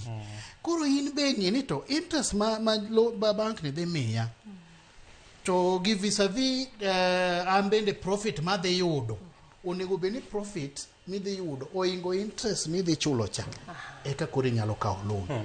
Iwinjo, but kik ikawo ka loan ni ji kawo loan kiseng'e ni bwana loan ni adhi kete kama to gima kete ni kata ka en expansion madwa ne expand ni to the expansion ni pesa madhi yudo out of gima timo ni nyalo chulo nyaka interest ama chulo loan. Koro mane miyo ka jomoko kawo loan to chopo kama ok onyal chule nikech noko go kwano. En odhi wacho ni pesa ni nitie. And say pesa onge ng'anya tamre pesa. Ka ng'ato yisiri bana 300,000 moro ni ka inyalo kawo. The answer will always be yes. To pod ok ing'iyo ni to pesa ni akawe kama tabro chulo interest, and remember ni ikawe ni to interest chakre this immediately. Math no koluwo ni gidwaro interest. So imbe nyaki go kwani to pesa ni ka kawe gima be timo kode bende nyalo bedo ni interest ma dhi chulo cha ineno profit mara oingo tende ni achulo madongi pesa moro kamano, then inyalo kawo ka loan. Pero kamano wasewuoye profit gi loan. George be iseyudo lal tere yore midil godo kode samo nyalo lal migom dok dala migom loro duka timo nang'o? Kantie jaohala manyawacho ni pok oyudo ga lal e ohala ok en oja ohala. Lal aseyudo to ok dichiel kata diriyo. Na gin kit lal ma lal aseyudo e biashara mokwongo mar saloon ni. Iyudo ka nitiere dwe moro ma tich ok nentie kaki expect. Tich tin. Kasto tich motim pesa miyudo no oro ochula ji ngiso ni nyaka iwuog e ofuku kokichul rent nikech nitiere utilities e biashara kan tiere gik moko ma nyaka ichul whether itiyo kata ok itiyo bora tu ni ingima to biashara no is active. Nitiere gik moko ma nyaka ichul kaka stima, nitiere gik ma nyaka ichul kaka pi, ot matime ohala no ok mara, nitiere gi wuon go. Koro magi gik ma nyaka ichul ma wuon tich ok di nyis niya i biashara rach dwe ni wena. Onyalo manyisi ni sawa aweni dwe ni lakini dhi chule, lakini ok na weni ni kik bi chul dwe ni aweni nono. Koro yudo ka mago are some of the losses ma most of business people don't see as a loss. Nikech igolo pesa ofuku ni kikete biashara ka. Biashara maber onego bed niya golo pesa gete to chulore kasto chuli kose chulo gimoro amora. Koro kana chako to nitie ndalo mang'eny mane tiyudo ni ochopo kuma nyaka salary nitie jok michulo koya ofuku. Iyudo ka biashara pesa mokelo cha okoromo chulo jite. Nyiso ni nyaka idog ing'i ane ofuku ni pesa mo manyachi kano nyaka igol iket kae ichul ji koka biashara boringi. Noyudo ka in gi jotich adi? Time chana an gi jotich ma adek kende. An gi ji adek. Erokamano. Adwa ni wadhi e kaunti ya Mombasa wawinjie rawere ma timo ohala kaeto bende ang' wawinjie kaka dhi. Kata kamano Nyakwar Mgajwang' thuolo matin kende kapok wadhi Mombasa. Mwalimu nitiere jok moluoro jopecho. Gisiyo ka geche moko madongo ma kidhot to samoro kiondko nyalo goyi. Diponi ma miyo rawere luor kawo loan? Mano is true. But gima danyisi kuom jopecho miluongo ni auctioneers, moko ok tim this auction, ok gitim girgi cha kako onego nitie chik marito kako onego bed ni timo auctioning and all that. But anyalo wacho ni en be en achiel kuom gik mamiyo ji ok kawo, nikech oneno ni ka ok ang' chulo ti adhi bedo auctioned. But nitiere chike ma surrounding the auctioning thing. Auctioning biro kama koro iwacho ni ise declare ni gini is a bad debt. Bad debt meaning ni iseng'e ni ng'ano ok dhi chuli. So ing'iyo other ways minyalo recover go pesa ni. So mondo ichope this level, because remember ni ohala ka be reputation is very important. Ka in ng'ama tero gatera ji kata na banks gi mondo gi auction is not easy. Mondo gichope that level ni koro gi auction no. So kik jo matindo luor kao loan nekech wache pecho. Pecho no nitiere ka nitie level ma koro isechope ma isedagi ni koro to kinyal chulo. And nitiere gik ma jogi bende ng'iyo in terms of ng'ini business amitimo, nitiere your environment, your surrounding ong'e ni timo ohala. Ka ikawo loan to pok ichuli in the next 5 years to business ni be pod run mok ni opodho. It means ni intention ni ok idwa chule to ok ni onge gi pesa. Therefore at that point inyalo kawo ni ng'ato nyalo kawo ni atua mar kelo jopecho mondo peyi. Koro pecho to nitie level mochope en ni jowa bende ka advantage kode ma ok gilu sheria kaka sheria dwaro. Nitiere king'iyo seche moko grana barupe miwacho ni court no miye thuolo mondo dhi auction no. You'll be surprised ni moko are fake. Nikech there's a procedure ma iluwo so that ichope kar auctioning no. Kamano. Erokamano ahinya. Nyakwar Mgajwang' mano en twak motenre kod omenda ne rawere na nyisi no jobedo wadhi e kaunti ya Mombasa mondo me wawinjie kaka ginto giparo. To kapok wadhi Mombasa, neno ka nitiere penjo motenre kod seche ma intiere gohala mopogore opogore. Ere kaka ikano omenda miyudo kuomgi?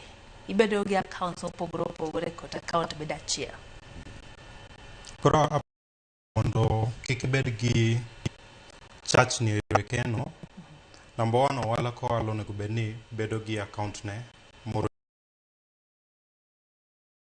ohala mopogore time mopogore opogore. Koro personally ohala ko ohala nyaka bed gi records ge number 1. Koro mondo ibed gi financial record mar ohala ko ohala ber ka bedo account ne mondi kise keto no ohala ko ohala account ne, nikech nitie kaka chudo gi okinya keto ni go ala beach to gin kuonde mopogore opogore ti chudo kamoro achiel nitie time ma inya koso ng'eyo ni pesa ni oya kanye to nyaka ing'e nyiso ni inya tiyo gi pesa moya e ohala cha e ohala ni nyiso ni already is a create deficit kocha koro mondo kikitim ma ber kibedo gi ohala bedo account ne ko kibedo gi mother account ma kisetimo reconciliation gi te tikete profit gi kata ing'e kaka invest pesa gi tinde be ok ji tema kano pesa e account hapa ni account thothne kaka watimo ena receiving money pesa kosedonjo kanyo to koro nitie kaka watiyo kodgi erokamano wadhi Mombasa nyakoro mgajwang' wawinje twak kotenre kod chenro ma kamae. Nyinga niluongo ni Joseph Masero aja Migori County Nyoro Bay sani atimo ohanda Mombasa kae ohala ni nachako gi capital matin nyaka sani koro osanyuolore ma koro sani anyalo neno berne kwana nachako ohala ni nachake ka nokang'eyo nyalo chopo kae lakini kuom ng'wono ma Nyasaye ochopo kae amor koro ohala kana kelo Mombasa kae nang'iyo ni ohala mane ma ng'ato nyalo chako kapok nabedo gi capital nakuongo abedo gi idea ka ng'ato pok ochako biashara nyaka kuongo chak gimokuongo obedo mokuongo en idea pesa ingo idwa chako ohala mane idwa chake kanye an abulo ring'o nyama choma Mombasa ka asaneno ni nyaka Mombasa kae ohala manyalo dhi maber mar chiemo en nyama choma natemo biriani nawacho ni gima ng'eyo manyalo bulo maber manyalo ji nyalo hero nikech nasatemo chiemo go te gima ne nyalo dhi mane customer nyalo hero kana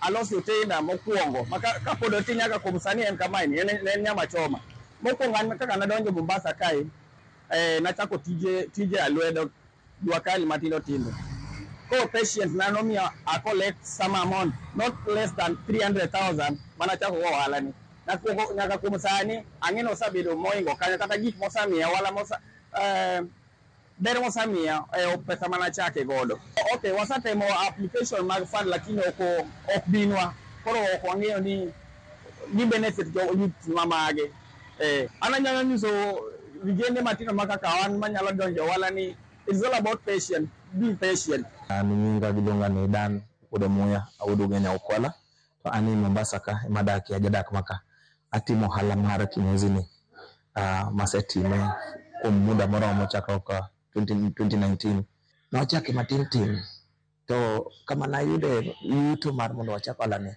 neno la thrum keno matin tin to gosiepe ni to osiepna adwa timo gima kama to anyalo time nang'o nitie osiepna ma wiye ok nyalo wilgo iluongo ni Charles Robi Obama ok wiye nyalo wil kod Obama kane naneno ka wala wado yawo to nabedo piny anyise ni osiepa un osiepena un plans na to hala ni adwaro mondo ayawe atim nang'o anyiso kijende matino ging'e skills kata ka gidwaro degree to ging'e skills gin tije mag lwedo kaka koro mae kinyozi ka watimo massage watimo pedicure watimo shaving and dye iliyo litiketo ni dye e wiyi mago gik makelo yuto mar oganda wa mondo giyud kaka gikonyo famili gi makiny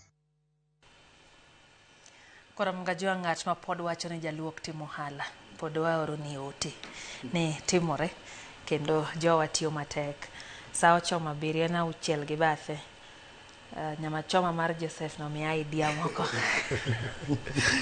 erokamano ahinya bende wawuok kanyo gi Dan abene timo hala mar kinyozi winjo ni keto nyaka masaje e gima no wacho kae imanyo gik moko madhi elan kata imedo value mondo ka ng'ato biro to oyudo gik mang'eny minyal tim dichiel mwalimu kadugo iri nwawuoyo kuom lal ere kaka ja ohala owinjo tim ta chenro mage seche moyudo lal ondao mane mokuongo monjo be notimo tek no sachech ni lal nitie kata kapok onwore nikech nitie nuoruok moko ma samo odhi makoro mi chech makore wach ni ka kwadhi ni ok ber ere gima monjo be nitie mar yudo turnaround kata duogo reverse duoge lai man makare mar loso ohala erokamano ahinya lal anya chako by wacho ni lal nitie ohala mana ka George no wacho ni ng'amo wacho ja ohala manyalo wacho ni onge lal kata ni pok oneno lal mano ng'ama riambo To kapok wadhi gima jaohala ni nyalo timo, nyaka wang'e ni to lal ni wuok kanye. Mano gima very very important. And I don't want the whole supply chain mar gik moko. Jaohala ni nyaka penjre ni to oyudo gik moko kanye. Source ne mar gik moloko gi ni kanye. Kara na ja kinyozi cha nyako penjre ni to nitie gik mitigi kinyozi ka. Ineno kara na gik massage. Mwandu gi oyudo gi kanye to oyudo gi e bei mane. Mago kuonde ma losses chakre source. Tende ni nitiere seche moko ma in idhi ng'iewo gimoro wami example kara na joma uso nyanya, kitungu, alot. Nitiere joma mondo sa 10 obiro mar kitika mondo oyud alot donge. Oyudo gi bei matin kech iwaro kura at wholesale. To nitie ng'ama en orito ni gini kosechopo estate to dhi owaro ir ng'ama nosedhi wero cha. Ing'eni koro bei miware go opogore. Koro magi kuonde michako ng'iye losses. Aya ing'iyo ni to king'iyo gik ming'iyo for example isewero donge. Idwa ting'o giki gidhi to wang'eni jaluo en ng'ama janyadhi do. Koro in iluongo the most expensive means of transport. Ting' na gigi terna. Koro ibiro ka nitiere ng'ato ma en gigi oting'o kata gi mkokoteni kata oting'o ga piko chulo 50 bob kata 100 kata 200 ini ka o taxi ichulo 2000 dongine ka in gi loss. Koro tede ni gigi duto te duogo mane ngoa e pesa ni mani e gigi ka. Koro chuno ni bro dhi mondo idhi idwa ni mondo imi gigi moko kata gi bei mamalo to idhi do ka kene ko risk yaji koro e wala ka nyaka wakongo wang'ini to ere kuma losses gi wuoke. Losses moko seche moko wuok kuom pesa wala ni en be mwatiyo kode ot. Waseyudo profit wa uso duka ma piny odhiambo madam penyi to wani wamadho chai gango tigi no neno mkati kado ya karaki uso rech ti penyi ni to mage jo mine marara i uso rech ti penyi ni to kwani kwani dieng wachama loto rech ta neno ka. You see then you watch wakel rech ocham to ingeni okay account for that. So basically what we are saying ni nyaka wakongo find out ni to wala ni losses magwala gi akanyi. Koro kwa se ng'eyo kuonde magiaye ng'eni koro dino yore gi yot. Yatere ni koro wang'iyo and you see sometimes gigi nyalo fwenyo ka koro late maka monde dogi chien te. Koro nyaka ikwongi go kwani to losses ma se identify gi ere kaka dino gi. Koro ichako bae wacho ni ka en issue mar sourcing nyaka many kama source mar ohala ni mar products gi manyalo miya dongi gimoro. Ka en issue mar transport tawacho ni nyaka go kwan ke iwaro bando gunia achiel tidwa ting'e gi pick up. Ing'eni ng'ama waro bando gunde 20 to ting'e pick up oingi kechinga pesa ka distribute e gunia ka gunia kata ka goro. So kikede ne ang'ane oting'o gika gi pick up ambe wating' mega gi pick up. So nyaka ng'i kuonde ma losses go bire beni kori dino gigo by coming up with ibiro gi measures ma friendly to wandi mitimoni. Yes. Mara ariyo nitiere kama nwa wuoye bende chien kae especially on losses moko nitie kuom jo miluongo ni jogowi. Mano bende one of the losses mamiyo ohala kethore pe Kenya waka. Sani wan gi pending bills gin ang'o? County okawo pesa gidwa miyo suppliers gikawo mwandu gi to gidwa miyo. So those are mago kuonde gi losses mahinyo ohala. Koro gimo ja ohala moro amora biro nyisi kawuono ka wauso ne government ing'eni pesa mwauso ne ka uso kalambe ni ne sirikal mano miyo jowa mamoko nyalo penjo oko kanyo to ang'o miyo sirikal ong'iewo kalamni gi 200 shillings. Nekech wan kaka johala waketo pesa ma sirikal dhi budho gi pesa na cha iwinjo tena ni by the time ma uso ne sirikal gini kalambe ni asekawo profit na. Koro period marito credit period marito cha arita more profit but profit that ona. Koro what bajo andi mang'eny bodo ka timo ni ng'ama ka ogowi mondo wa cushion loss eno ko bikawo gino gi bei ma ng'ama cash no kawego. Erokamano. Adwa ni wadhi e county ma Siaya wadwa wuoyo kotenre kod wechego mag sirikal. Wang'nwa penj George ni to be en gi geno, ang'eni en ng'eny gi gene nitie kaka opangore, to be en gi geno ni nitie gimoro amora ma dipo ni doher mondo sirikal otimne, to bende nyakoro mga jwang' nitie migawo ma sirikal ondibe ni bedo godo mar kata loso lwasi makare ne rawere. Wadhi e kaunti ma Siaya kapok waduogo gi twak makamano. Kamano ahinya Lydia, odiochieng' ma kawuono ni eri ma en odiochieng' ma tich ang'wen e siwendho mar ohala, kaka wuono watwak e wi wach mar omenda ne rowere ahinya ahinya to mano ma gitiyo godo e yore mag ohala. Maeri en topic nero mabiro e kinde maber ahinya ma bende dwe mokalo piny owacho kotelo kod jatend piny nyocha luorore counties mopogore opogore pacho ka gichiwo omenda no ero mar bugo ohala mar rowere kata Nyota Fund. Ka gi e kinde ni eri ayudo kinde mar twak gi moko kuom rowere e boma ma Bondo ma yudore e kaunti ma Siaya, mana mar pimo kod ni to en ohala mane ma gitimo kaire, to be dibed ni giyudo omenda moro amora kowuok kuom piny owacho mar timo ohala ni eri. Kopore kod mano bende gidhi twak kod wach mag midhiero magikale ohala ni eri. Koro mana kachiel achiel ang' na chak kodu ka eri, koro bi machiegni. Ga iluonga ni Leonard Okelu, aja Bondo Sacco ka Siaya County. An kaka youth atimo ohala mar pidho gwen, to ohanda ni nitiere changamoto moko masekale kaka pesa manyalo medo go stock mag nyiewo gwen gi. To aneno ka sirikal osekelo pesa moko miolo yudhe, to an natemo login mondo ayud pesa gi, to mara no ok ochopo through. Koro akwaya akwaya sirikal kendo kanyalo kelo yo moro machielo mayot ma ki apply to nyalo yudo pesa ni mondo amed go stock obed maduong'. Gisani stock man go pod tin, to agombo mondo ayud sir kuom jomoko mopogore opogore mondo konya amed stock ni. Mopogore gi mano be apuro nyaka alot, to alod ni kaka maintain gi en mana ni ayudo pesa kuom maseuso te mamedo go stock. To midhiero man go kanyo ni sani kaka koth chwe kama, aora man kanyo komwomo, to odhi gi oyuero alot kendo kawo percentage maduong' mar puodho. Koro yudo ka adong' gi percentage matin mok nyal konya mondo mi amed stock. Koro akwayo sirikal ni mondo olosna aora moro nitiere Abom sub location, nitiere daraja moro kanyo mokethre. Koro daraja no kada sa nyoko luwore maber, mana pikipiki kende mnyalo luwe. Atimo penji ga mokalo kane achako bet e dhot, pacha noparo gima nyalo timo nikech bet e dhot ok en tich. Koro pesa nakwayo jonyuolna pesa matin, mama mana noyie momiya 500, nachako tedo godo mandas taruwo nyuka. Koro asebedo katimo kamano, antie gi customer maber, kendo chunya gombo ni chieng' moro abed kata gotel maduong' ma ji nyalo biro chiemo. Koro akwayo nikech wawinjo ni nitie pesa ma ji yudo online, kata president marwa Dr. William Ruto nyocha nitiere Bondo, ne nitiere Bondo. Koro nawakwayo mondo pesa gi wayud gi individually, mok ni ka ji odhi as a group eka giyudo pesa gi. In challenges mage mikale ohandi ni eri, ere kaka i manage mondo ya overcome?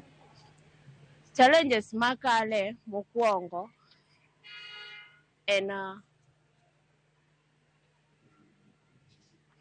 capital mara pod aneno notin kabisa, aeto gi kama wanyalo loke ohala. Wakwayo ni government kata e Bondo kae giyier kamoro mondo gigernwa ma wawach ni kaka affordable housing, ji nyalo chulo gi pesa matin matin. Koro wambe kinyalo gernwa kar ohala Bondo kae ma ng'ato ka ng'ato nyalo bet ni nitie pesa ma ichulo then iuso kanyo peacefully, mondo yore kwe Bondo sirikal bende olosnwa. Nikech adier yudo ni nitie kaka mama mboga ionge kod kwe, chunyi gombo mondo ilok ohala kata nyaka gimoro saa 2 otieno, lakini ka lure gi weche arita chuni ni mondo idoge ot kata saa 12 ka piny pok oyuso. To weche mag arita gi be biro nikech yudhewa onge tich. Be funds go mondo mi biyudgi, nyaka ulos group moro kata kaka SACCOS gi nyaka ibede mondo mi yud funds go. For example, kata uwezo funds gi bende ka ji akwayaga, iyudo ka en a group of people madhi mondo mi akwaya funds go ka dang miu. To ng'ata chielo ok nya miyi. Gima chielo mamona be donjo ohala, lack of customer trust. Iyudo ni customer samoro oko trust as in kitimo business online kae. Iyudo ni customers mang'eny nitie jomoko ma order gik moko tok chop negi due to scam. Nitie scammers be online kae. Ma kitimo business online to ki order gik moko to samoro ok chopni. Koro mamiyo kata kichako paro ni tim biashara moro kata online to customers ok inya yudo malong'o. Wan kaka youth waonge gi ohala kalure ni waonge gi funds mwanyalo chako godo ohala, but government can do it mar mondo mi wayud support mondo mi wachako ohala moro amora. Nitiere business opportunities mang'eny, but due to inadequate funds kata support tamo mondo mi wadonje ohala. Kian owuon onge ohala moro amora matimo, but chunya to ne gombo mar mondo mi anyal chako ohala moro. Nikech ka in gi ohala inyalo timo gik mang'eny sana. Then mondo mi ohala obed maber, oningo ng'iswa locations to gi gik madwarore mondo mi chako ohala e yo mowinjore. Erokamano ahinya Lydia, mana kaka winjo no ero mane pach moko kuom rowere e boma ni Rima Bondo e wach mar ohala ma gisebedo ka gitimo, ka moko kuom gi ywago nok mar omenda mar chako ohala kata ma idendo gi dho ngere ni capital. Koro moko kuom gi bende wacho ni arita ema bende osebedo ka thiro gi kata mono gi donjo e ohala, ni mar gin kod luoro ni samoro ohandgi dek podho po nono ok giyudo arita makare e kinde ma gitimo ohala gi. Ka kwayo margi maduong' en mondo mi piny owacho oket alwora makare kendo alwora mamiyo mar timo ohala. Ka kamano kionge penjo machielo to adwoke kachiel achiel nyaka e studio kowuok e kaunti ma Siaya. An Steve Biko.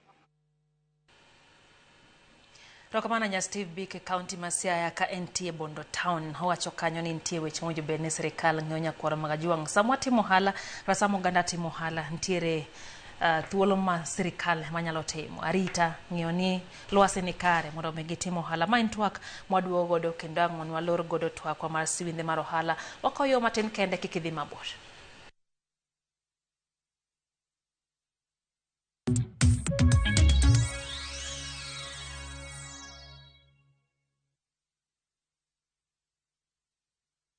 Marubani wametambua skies za shabiki, wana fly to the highest multipliers wakidondoka na big wins. Kwa majina naitwa Talia Achieng', mimi natoka Migori County na nafanya biashara ya kuuza curtains na bed sheets. Niliekelea 100, nilisukuma ndege mpaka odds ya 2600. Napanga kuexpand biashara yangu, kulipia watoto school fees, hata nyumba pia naisikuwa na nini nzuri niende nijenge. Naweza penda kuambia yani wale wenye wanacheza waendelee kucheza, usikufe moyo.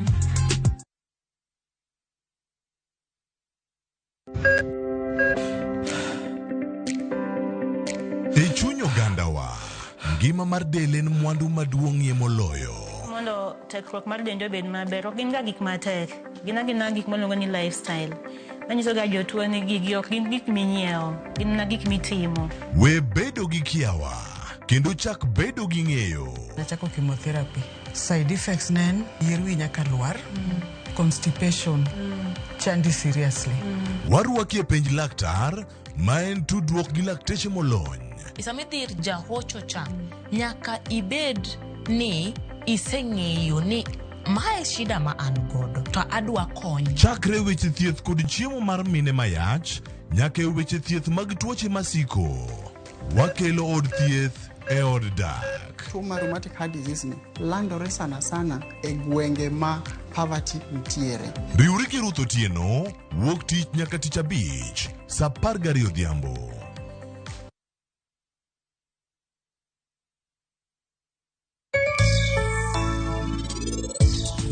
Jowa mang'eny gin gidwaro mana gima biro mapiyo piyo, koro bedo matek mondo ikon ng'ato gima kungo kod hola en. Biashara ma printing en gima nyaka iti gi machines. Koro nitiere machine miluongo ni heat press. Machine no endo en makise yudo artwork mano gima owinjo be ni print kata t-shirt cha nyaka ibed kode. Sako kaendi wan gi representatives ma ran kata matayo sako kaendi ma gimbe gibiro ka giyiero jakom, giyiero jagoro to kod jakeno.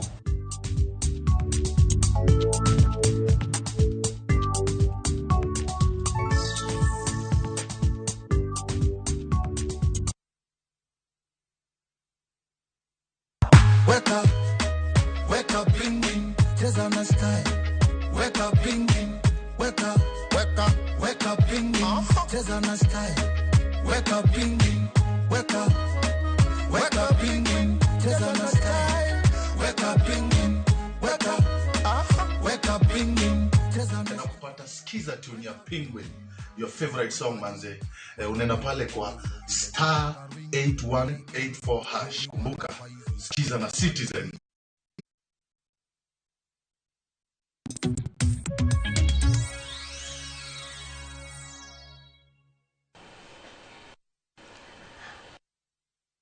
Machiegni kendo nyakoro mga jongo donyo telo mogik mar siwinde mar ohala no wang'iyo weche motenore kod thuolo ma sirikal nitiere godo pile kae timo ohala nyakoro mga jwang nitie thuolo ma bende sirikal onyo bende kawo mana ne lwasi obedo makare mondo mi sir ohala mitimo mopogore opogore.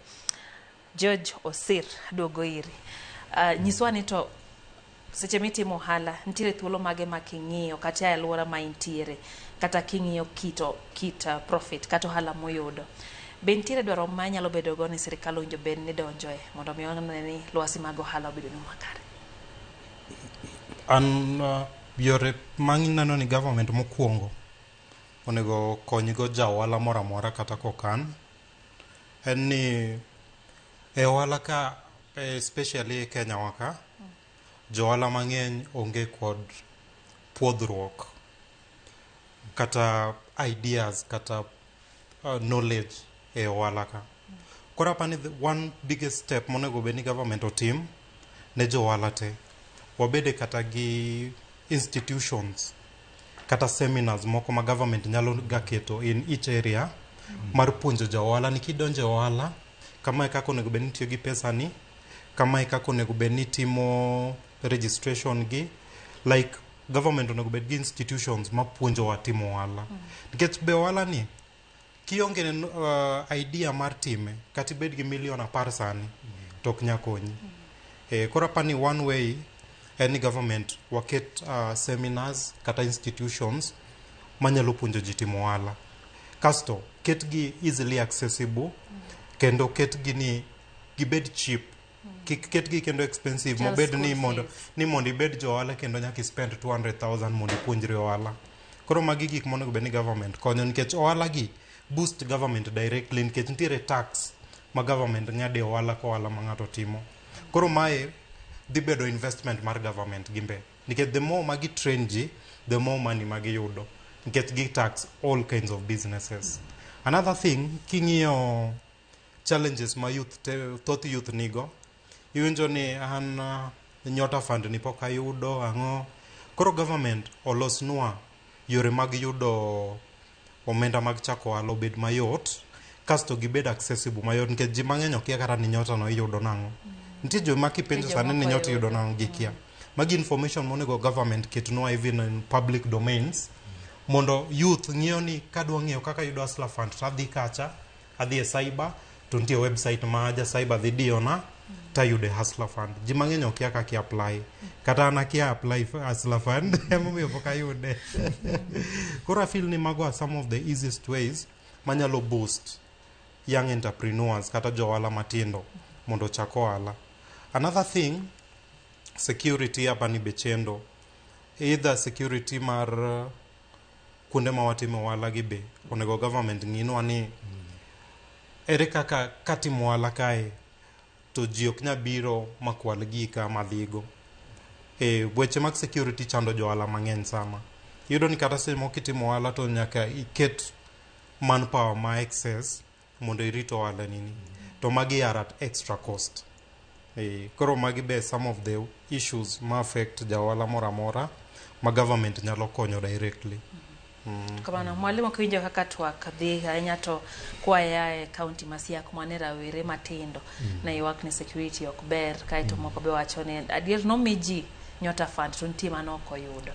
Ok dirom ji te bende. Koro en thuolo mag miparo sirikal nyalo kawo mondo ni oloso lwasi makare kendo keto rawere mantie kod gombo manyalo donjo ohala bende donjo ohala maonge ng'ikruok.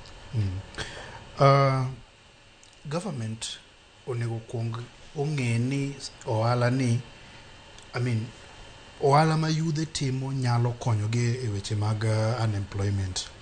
Nikech sama percentage mag joma tindo gi osedonjo ohala kacha, gini dhi gero gi ma obed gima ng'ato nyalo timo. Obedo gima nyalo miye sustainable income. Yeah, therefore, there are a number of things ma sirikal nyalo timo. One of the things ma inyo jo ohala gin weche mag taxation, moket mang'eny, usuru moket mang'eny e sirikal. Moko ibro yudo ni moko gin gimiluongo ni double taxation. Ichule ne national government, ichule ne county government. Koro especially on issue mar double taxation kanyo, onego bende sirikal neno ni to ere kaka wanyalo reduce weche mag ushuru gi. Mar ariyo, sirikal onego ng'i weche gimiluongo ni tax holiday. Teneni mana ka gik mineno ne giwacho ni joma gimiyo nyota cha koro gimiyo gi period moro mo gichul gigi. Koro mondo mi gikony joma tindo especially ohalni machakore gimigi gimiluongo ni tax holiday. Koro mage en period miwacho ni kata ne higni moko ariyo ohalni machakore category ma kama uno ok chulo tax kata uchulo a reduced tax. Ineno. Koro issues on policies mag taxation kanyo sirikal onego ng'i. Mar adek en issue mar infrastructure. Kaka sani no gigero ndeni ki bwana moro no wuoyo e Siaya kanyo to wacho ni daraja mar gi okethore. You see, ka daraja no okethore, there's no way ma jowalang niti. Koro mineno watemo mondo mi wanyisiri kene ni nitiere kuonde moko e pinje wakara na e piny luo ma pod ok gin accessible. Nitiere mwandu mani kanyo, maybe rech man mioro kata gima kama mani kamoro kata na mchele to konyal chopo chiro. Ineno, okonyal chopo chiro. Therefore, kokonyal chopo chiro, it means ni obro dong to kethore kanyo. Then lastly, sirikal onego bed ni ingene mondo ohala timre ji nyaka bed gi pesa. Koro issues on disposable income, pesa ma an average person dongo, especially jo mondeki. Nyaka ging'e ni pesa ere kaka de gimi nikech seche moko igombo ng'iewo gino tionge gi the power to buy it. Yeah. Inyalo bedo bwana na gombo ng'iewo Mercedes Benz but I don't have that money, so how do you buy it? Koro ibudo kama Mercedes Benz go gintiere but ng'ama ng'iewo gi. You can't access them. So therefore government onego work on issue. Ka gidwa ni gigero this, it's very easy to fix the economy. Gin gik mana matindo but later on gi end up ni gikonyo.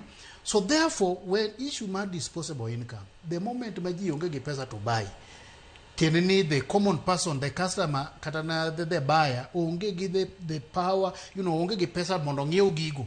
Onge ga gigibo ng'iew gigi bro dong ni gikethore kanyo.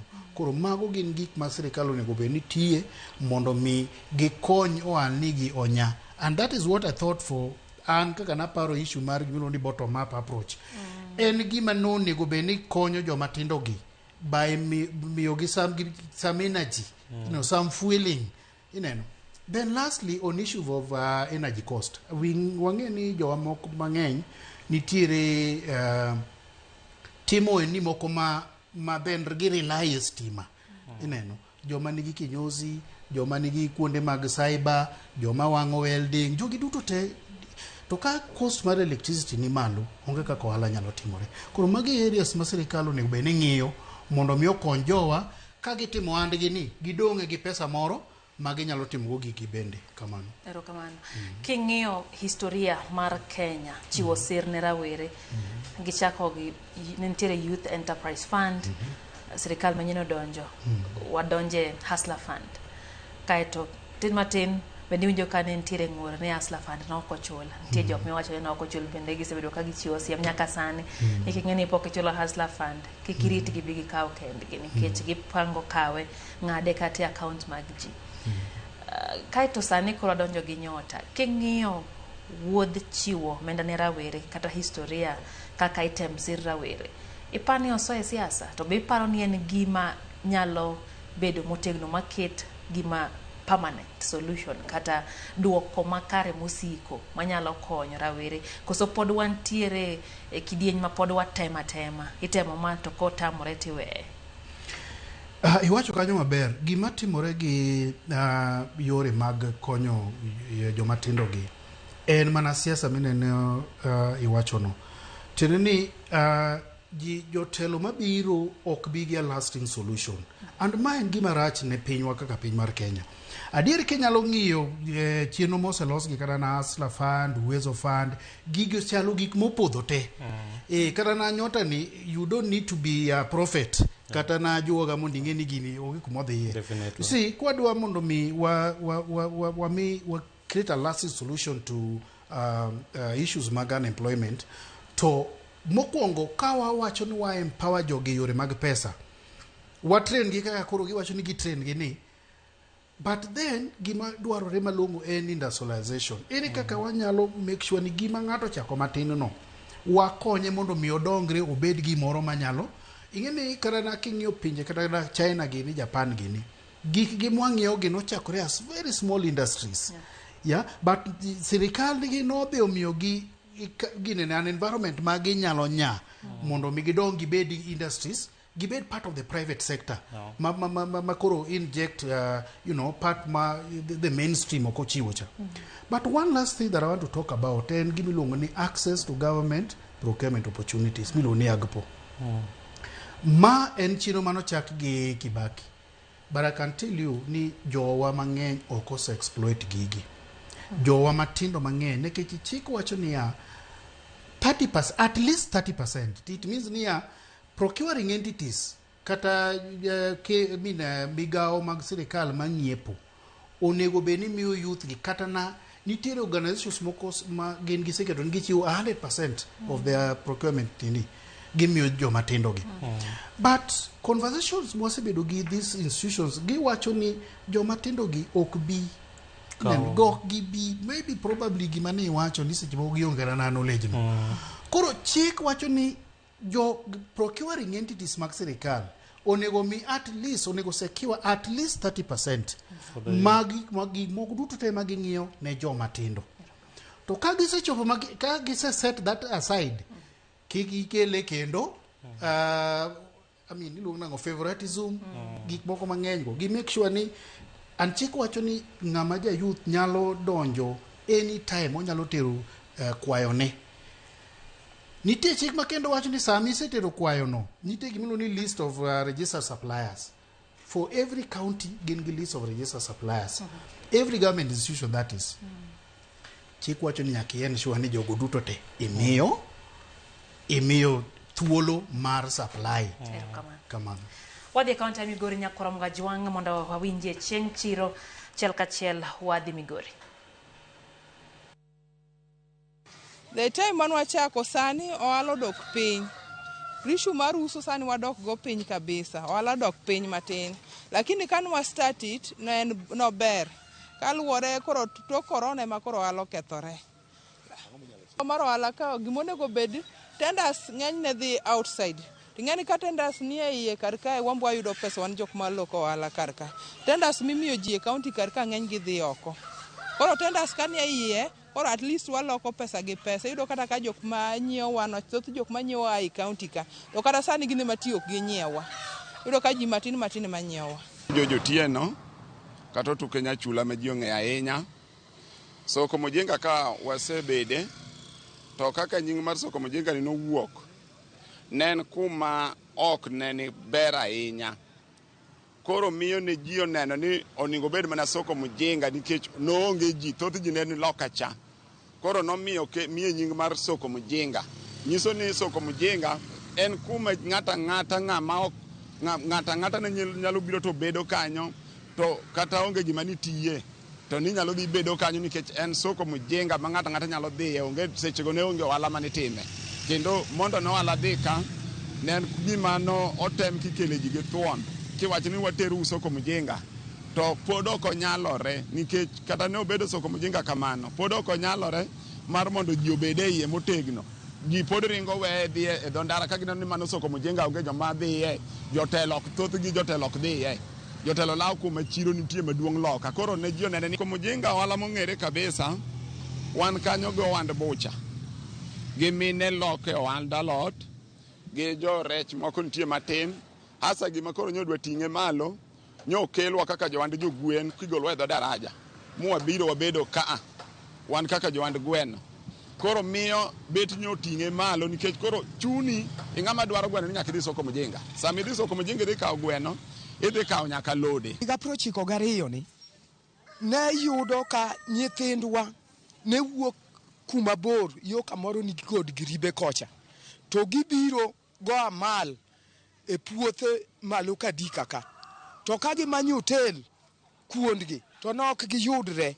Manyiso ni negidok ka giyuak ni debed ni gero ne gi hotel moro e soko Mujinga ma jomoa e puothe nyalo chieme, jomoa e majengo nyalo chieme, jomoa kata lupe nam nyalo chieme, kata joma uso lewni gi wuocha raon kata jo stage nyalo chieme, to nyalo dhi maber.